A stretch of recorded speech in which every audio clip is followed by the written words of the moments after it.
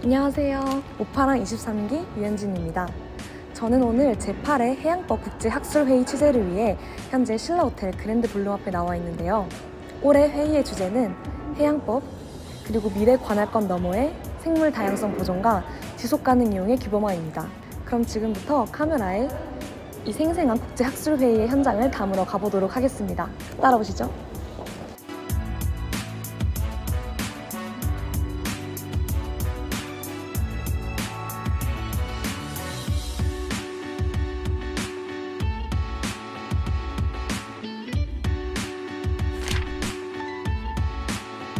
Bbnj 협정은 바다의 약 3분의 1을 차지하는 공해 및 심해저 등 국가 관할권이 미치지 않는 해역의 해양 환경 및 해양 생물 다양성 보호를 위한 최초의 지구적 다자조약입니다.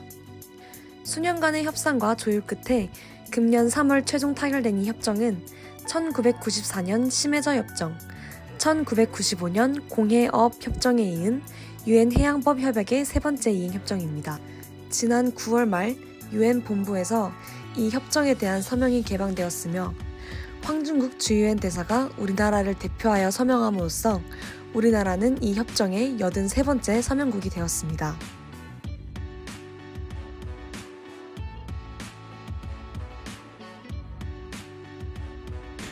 We will discuss in detail various aspects of the Bbnj agreement. My intention is to offer some general remarks on the nature of the Bbnj agreement, as well as its relationship with the tribunal. The Bbnj agreement is both a continuation of and an evolution of certain trends that emerged at the time of the draft. Following, President Kang Byung-jun of the Korean Society of International Law will present opening remarks. The 30 by 30 target of designating 30% of the high seas as marine protected areas by the year 2030 was agreed at the conference of the parties to the Convention on...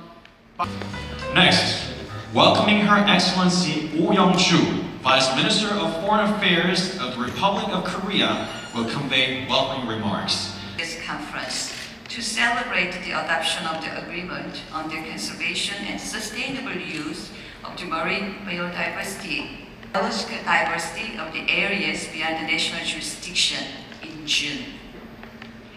Now, I'd like to invite His Excellency Baek Jin-hyun, former President of the International Tribunal for the Law of the Sea, to the stage. 12 years to enter into force, and the UN Fish Stocks Agreement took more than 6 years. However, the Bbnj agreement may not have such luxury as the previous agreements had, given the critical state of the ocean due to the threats posed by climate change, biodiversity. Also, we have a wonderful lineup of speakers today. I shall introduce them shortly.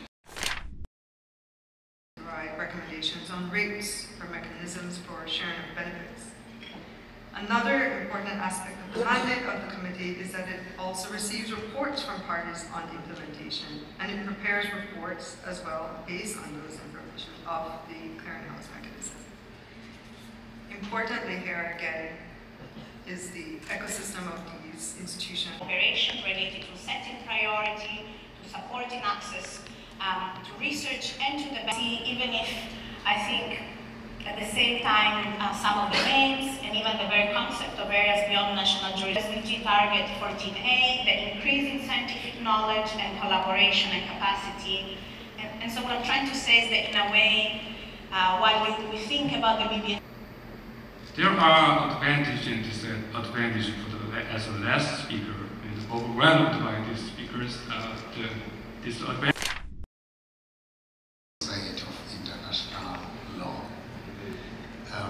I must say that when I got the Docs agreement, the other implementing agreement, and it took around 5 years. But it was a bit erroneous because, Your Excellencies, ladies and gentlemen, the most important aspect of how the ABMT section will be implemented in the future, because we already have a significant number of organisations responsible for regulations in other IFBs. So, I've taken you through the text. What does that mean in practice?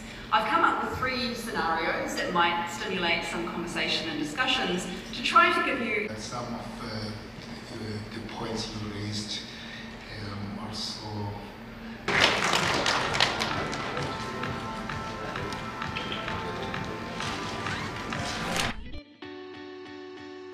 해양법의 미래를 주제로 진행된 이번 회의는 유엔 해양법 협약과 공해 생물 다양성 보전 협약 Bbnj 협정에 대해 논의할 수 있는 중요한 기회였습니다. 세계의 해양법 전문가들과 의견을 나누며 해양 유전자원의 가치 그리고 해양 생물 다양성 보존을 위해 노력하는 미래 세대의 주역으로 성장할 수 있도록 앞으로도 노력하고자 합니다. 모파랑으로서 이렇게 국제학술회의에 참석해서 취재를 한 것은 이번이 처음이었는데요. 평소에 쉽게 접할 수 없는 해양법과 그리고 Bbnj 협약에 대해서 전문가들의 통찰력 있는 이야기를 들을 수 있는 좋은 기회였다고 생각합니다. 앞으로도 국제해양법 학술회의의 행보를 관심을 가지고 지켜보도록 하겠습니다. 그럼 오늘 행사 취재를 여기서 마치도록 하겠습니다.